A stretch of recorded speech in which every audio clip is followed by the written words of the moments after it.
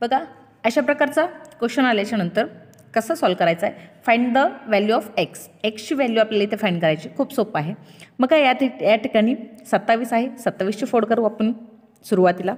27ची कशी फोड होईल तर 9 त्रिक 27, 9 गुणिले 30 रेज टू एक्स आपण ह्या संख्येला अशा पद्धतीत लिहू शकतो.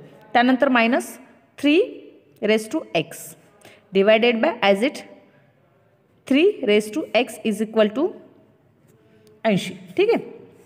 त्यानंतर अशा पद्धतीत जर असेल तर आपण यालाच मला सांगा 9 raise to x 9 raise to x गुणिले 3 रेज टू एक्स आपण असं लिहू शकतो.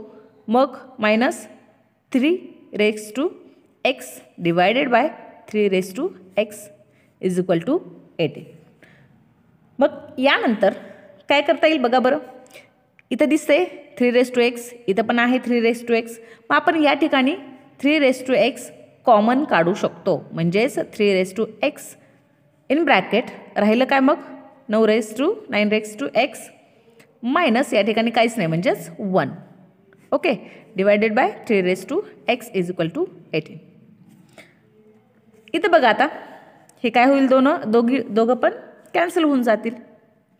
मग बघा राहिलं काय मग 9 raise to x minus 1 is equal to 80.